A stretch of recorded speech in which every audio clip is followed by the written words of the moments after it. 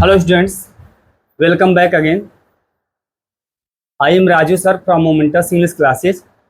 मेरे प्यारे बच्चों, मेरे इस चैनल में आप लोग का बहुत बहुत स्वागत है। मेरे प्यारे बच्चों, आज हम इस वीडियो में एक बहुत ही शानदार यूज लेकर आए हैं जो बहुत ही प्राय बच्चों को जो है कन्फ्यूजन मन में बना रहता है इस यूज को लेकर। तो आज हम इस वीडियो के माध्यम से इस यूज को जो है हम लोग पढ़ेंगे और आप लोग के अंदर जो भ्रम पड़ रहे हैं, जो कन्फ्यूजन है, उसको हम इस वीडियो के माध्यम से हम दूर करेंगे। ठीक है, तो देखिए इस यूज का नाम है बेटा यूज्ड टू। ठीक है, इस यूज का नाम क्या है? यूज्ड टू है बेटा। यूज्ड टू जो है क्या है? एक वर्ब है, एक क्रिया है। ठीक है, इसका प्रयोग बेटा पास्ट टेंस में होता है, भूतकाल में होता है। देखिए इसका डेफिनेशन देखिए यहाँ पर, used to is a verb. ठीक है, यूज्ड टू जो है एक क्रिया है दैट इंडिकेट्स, जो सूचित करती है ना, जो सूचित करती है ए पास्ट हैबिट। यहां देखो ध्यान से, क्या लिखा है? ए पास्ट हैबिट, भूतकाल की आदत को, एक्शन कार्य को, या फिर स्टेट उसकी कंडीशन को, दशा को। एक बार पुनः ध्यान दो, used to is a verb. Used to क्या है? वर्ब है दैट इंडिकेट्स, जो सूचित करती है। ठीक है, ए पास्ट हैबिट, भूतकाल में जितनी होने वाली जो घटनाएं होती हैं, जो आदत होती है ना, उसको सूचित करती है, इंडिकेट करती है। एक्शन जो होता है, जो कार्य होता है, उसको इंडिकेट करती है। आर स्टेट जो कंडीशन, जो दशा होती है, उसको इंडिकेट करता है। अर्थात हम कह सकते हैं कि यूज्ड टू का प्रयोग बेटा भूतकाल में होने वाली जो आदत होता है, जो एक्शन होता है ना, उसको हम वर्तमान में प्रकट करने के लिए यूज्ड टू का प्रयोग करते हैं। जैसे एग्जाम्पल लीजिए, मेरी दादी माँ कहानियां सुनाया करती थी। ठीक है, मेरी दादी माँ कहानियां सुनाया करती थी। तो दादी माँ जो कहानियां सुनाया करती थी, ये भूतकाल में है, अब है ना प्रेजेंट में। तो भूतकाल में जो उनकी जो आदत है, वो कहानी सुनाया करती थी, उनकी आदत है कहानी सुनाना। अब उस वाक्य को जो है, उनकी बातों को हम यहाँ पर वर्तमान काल में क्या कर रहे हैं? एक्सपोज कर रहे हैं, उसको खोल रहे हैं। हम यहाँ पर एक्सप्रेस कर रहे हैं। मेरे पिताजी कबड्डी खेला करते थे, तो उनकी आदत थी, पास्ट में है लेकिन अब नहीं। पहले खेला करते थे लेकिन अब नहीं, है ना। वह धूम्रपान किया करता था। तुम्हारा दोस्त जो है क्या कबड्डी खेला करता था, धूम्रपान किया करता था, है ना। तो ये चीजें जो है पास्ट टेंस में इंडिकेट करती है, लेकिन वो चीज अब नहीं है। पहले करता था लेकिन अब नहीं है। वह शर्मीली हुआ करती थी पहले, लेकिन अब नहीं, है ना। तुम्हारी बहन एक एक्ट्रेस हुआ करती थी, अभिनेत्री, लेकिन अब नहीं। अब वो क्या है? लायर है ना।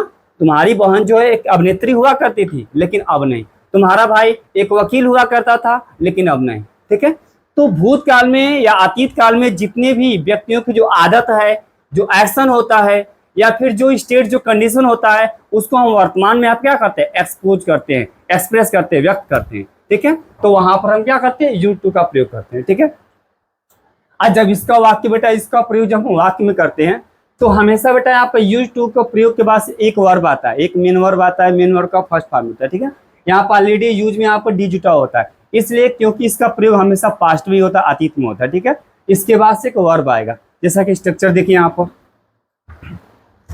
देखिए इसका स्ट्रक्चर ऐसे होगा बेटा। यहाँ पर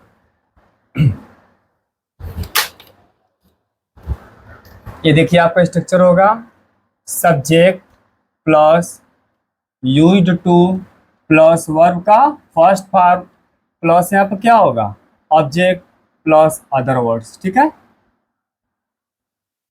यहाँ देखिए ध्यान से, सब्जेक्ट पहले हम लाएंगे, उसके बाद से यूज्ड टू का प्रयोग होगा, फिर उसके बाद से एक हम क्या लाएंगे? वर्ब लाएंगे फर्स्ट पार्ट, उसके बाद से क्या होगा? ऑब्जेक्ट होगा, उसके बाद से जो भी आएगा अन्य शब्द में आ जाएगा। ठीक है, जरा वाक्य यहाँ देखिए ध्यान से, यहाँ देखिए, वह फुटबॉल खेला करता था। पास्ट में है ना, लेकिन अब नहीं। वह फुटबॉल खेला करता था, पहले खेला करता था, लेकिन अब नहीं। मैं पतंग उड़ाया करता था, भूतकाल में, पास्ट में, लेकिन अब नहीं। वह न्यूयॉर्क शहर में रहा करती थी, लेकिन अब नहीं। अब वो कहीं और रहती है। ठीक है, पहले न्यूयॉर्क शहर में रहती थी, अब वो फ्रांस में रहती होगी, या फिर जो है ब्राजील में रहती होगी, या फिर जर्मनी में, कहीं भी रहती होगी। ठीक है, आदि मानव जंगलों में रहा करते थे। आदि मानव का मतलब क्या? पहले के जो आदमी थे, जो पहले के इंसान थे। ठीक है, मेरी बहन एक कलाकार हुआ करती थी, लेकिन अब नहीं है। तो इसमें जितने सेंटेंस यहाँ पर बोर्ड पे आपको दिखा दे रहे हैं, यहाँ पर दिखाई दे रहे, ये सभी के सभी बेटा जो है भूतकाल में जो होने वाले जो एक्शन है, जो हैबिट है, या फिर जो स्टेट है, उसको यहाँ पे एक्सप्रेस कर रहा है ना, व्यक्त कर रहा है। ठीक है, यहाँ देखिए वाक्य, यहाँ पर देखिए, तुम्हारी बहन एक डॉक्टर हुआ करती थी पहले, लेकिन अब नहीं। यहाँ एक मंदिर हुआ करता था पहले भूतकाल में, लेकिन अब वो मंदिर यहाँ पर है नहीं। एक बार और देखिए, यहाँ एक मंदिर हुआ करता था पहले, लेकिन अब वो मंदिर है नहीं वर्तमान समय में। इस गांव में एक विद्यालय हुआ करता था पहले, लेकिन अब नहीं, है ना। जब मेरे पिताजी 20 वर्ष के थे तो क्रिकेट खेला करते थे, लेकिन अब नहीं, है ना। तो यहाँ देखिए जितने सारे यहाँ पर वाक्य आपको दिखा रहे क्या है, भूतकाल में होने वाली जो घटनाएं हैं, जो आदत है, जो एक्शन है, जो स्टेट है, उसको यहाँ पर एक्सप्रेस कर रहा है। ठीक है, तो आइए बिना देर किए हुए इन वाक्यों को जो है हम इंग्लिश अनुवाद करते हैं। ठीक है, अब यहाँ देखिए स्ट्रक्चर के माध्यम से सबसे पहले यहाँ पर क्या होगा, सब्जेक्ट। अब यहाँ पर हम सब्जेक्ट में क्या लिखेंगे, ही। ठीक है बेटा, उसके बाद यहाँ देखिए यहाँ पर क्या होगा, यूज्ड टू होगा, यहाँ लिखेंगे हम ही यूज्ड टू। ठीक है, और खेलना इसमें क्या है, क्रिया है, ही यूज्ड टू प्ले क्या, फुटबॉल। देखिए ध्यान से, he used to play cricket. यहाँ देखो स्ट्रक्चर से मिलाओ, सब्जेक्ट आपने यहाँ लिख दिया, लिखा। यहाँ देखो यूज्ड टू, हमने यूज्ड टू यहाँ पर लिखा, क्लियर हुआ। यहाँ देखिए उसके बाद से क्या करें, वर्ब का फर्स्ट पार्ट, यहाँ पर वर्ब क्या है, खेलना है, तो खेलना क्या हो गया, प्ले हो गया। उसके बाद से इसमें ऑब्जेक्ट क्या है बेटा, फुटबॉल हो गया। ठीक है, अब आपका कंप्लीट सेंटेंस हुआ, he used to play football. ठीक है, नीचे देखिए दूसरा, मैं पतंग उड़ाया करता था, इसमें करता क्या है, मैं, आई हो गया। उसके बाद से क्या लिखेंगे, यूज्ड टू। अब यहाँ उड़ाना क्या होगा, fly, I used to fly a kite.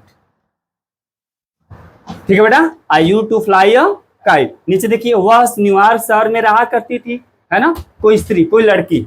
अब यहाँ पर वह क्या होगा, सी होगा, सी यूज्ड टू, क्रिया रहना क्या होगा, live, she used to live in New York शहर। यहाँ पर लिखेंगे हम न्यू यॉर्क का वाई क्या होगा, कैपिटल हो जाएगा, इन न्यूयॉर्क सिटी।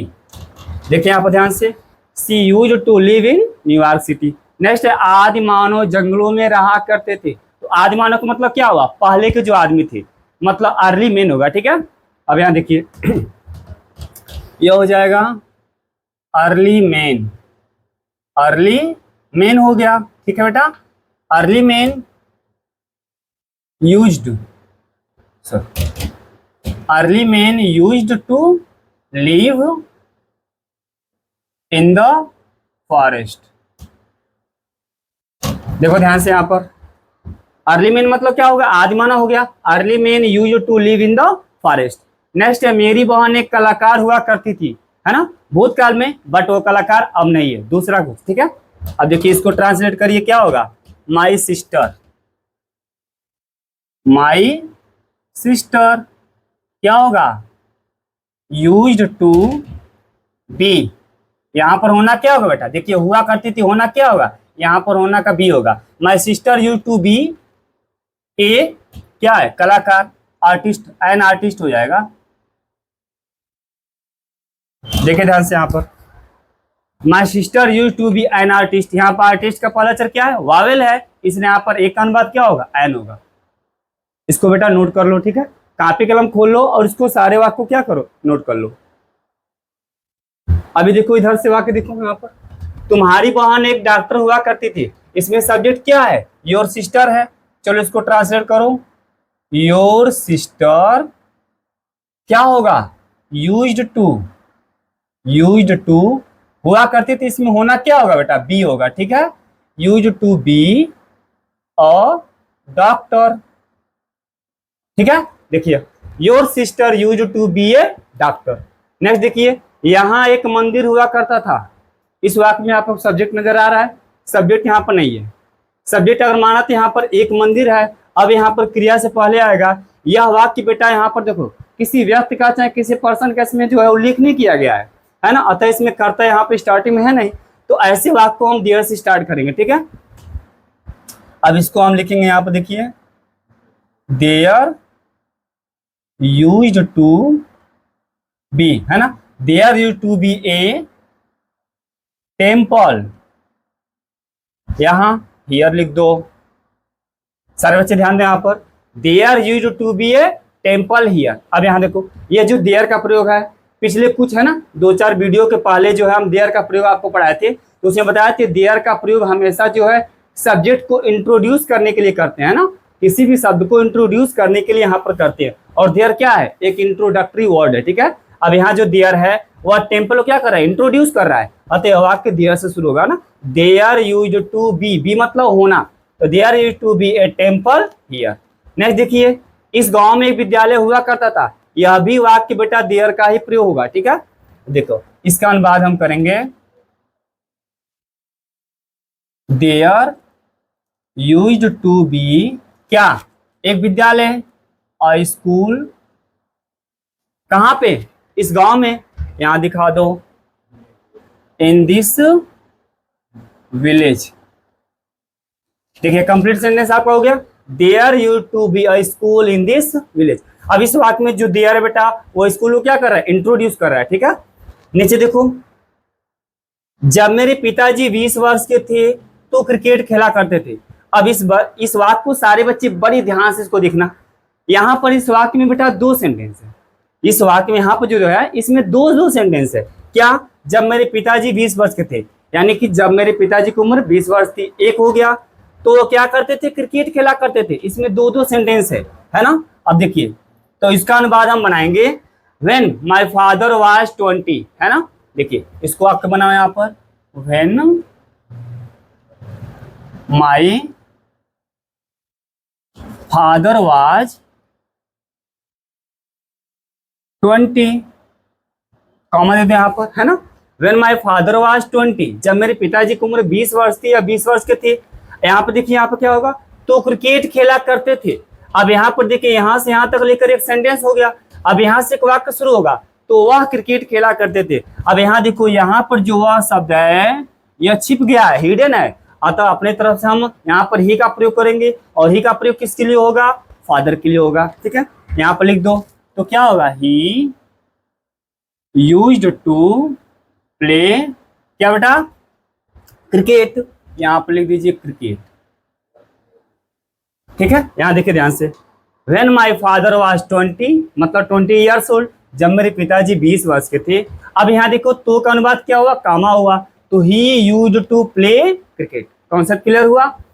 इसको आप 2 तरह से कर सकते हो, 2 तरह से कैसे बनेगा, आप चाहो तो देखो इस वाक्य को आप यहाँ पर लिख दो और इसको लास्ट में भेजो, तो ऐसे कंडीशन में क्या होगा, यहाँ पर ये कामा हटेगा और ये दोनों वाक्य भी से क्या होगा, जुड़ जाएगा, ठीक है। तो आप ऐसे इसको लिख सकते हो। यहाँ देखिए, अथवा करके आप लिख दो यहाँ पर, इसको पहले आप लाओ, यहाँ लिखो आप my father used to play cricket, ठीक है। देखो सारे बच्चे ध्यान से, my father used to play cricket, उधर वाला वाक्य यहाँ पर लाएंगे, बट यहाँ पर ही नहीं होगा, यहाँ पर माय फादर होगा, क्योंकि नाउन जब है ना, यहाँ पर देखिए नाउन और प्रोनाउन है, तो यहाँ पर जो इस नाउन के लिए प्रोनाउन का प्रयोग होगा, ठीक है। तो सबसे पहले यहाँ पर नाउन का प्रयोग करेंगे और उसके बाद वहाँ पर नाउन है ना, प्रोनाउन होगा, ठीक है। तो my father used to play cricket. अब ये देखो, इसको यहाँ पर लिख लो, क्या होगा, व्हेन ही वाज 20, है ना, when he was 20 years old लिख दो, तो देखिए ध्यान से, ठीक है। My father used to play cricket when he was 20 years old, years old हटा दो तो भी गलत नहीं होगा, ठीक ना। तो देखो दोनों तरह से आप इसको वाक्य को बना सकते हो। अब यहाँ देखो, यहाँ पर 3 वाक्य है, वह शर्मीली हुआ करती थी, यहाँ एक महल हुआ करता था, नीचे मैं फ्रांस में रहा करता था, ठीक है। इन तीनों वाक्यों का अनुवाद ये आप सभी लोग के लिए है, और मेरे सारे विद्यार्थियों से अनुरोध विनती है कि तीनों अनुवाद जो है, तीनों का अनुवाद आप इंग्लिश में खुद करोगे, और इसका जो आंसर है आप कमेंट बॉक्स में इसका लिखोगे, ठीक है। और आपके आंसर का मेरा प्रतीक्षा रहेगा, ठीक है। तो मेरे प्यारे विद्यार्थियों, मुझे उम्मीद है कि आज का जो इस वीडियो में जो कॉन्सेप्ट जो है, जो यूज है, यूज टू का प्रयोग बहुत ही अच्छी तरह से समझ में आया होगा, ठीक है। तो सारे बच्चे बेटा यूज को क्या करो, इसको लिख लो, है ना, इसको नोट्स कर लो, सारे बच्चे भी वाले सब इसको नोट्स कर लो, ठीक है। मेरे प्यारे बच्चों, आज का जो है टॉपिक यही समाप्त होता है, और हम लोग नेक्स्ट वीडियो मिलेंगे। इससे पहले आप लोगों से मेरा विनम्र निवेदन है कि मेरे प्यारे बच्चों, अभी तक आपने जो मेरा चैनल सब्सक्राइब नहीं किया है तो मेरे चैनल को सब्सक्राइब कर दो। और बेटा मेरे इस वीडियो को भी अपने दोस्तों तक, मेरे है ना ग्रुपों में अपने जो शेयर किया करो, ताकि अपने भारत के जो भी बच्चे हैं इस वीडियो को है ना दूर दूर तक फैले और हर बच्चा जो इस वीडियो को देखे और सीखे। ठीक है, thanks for watching this video.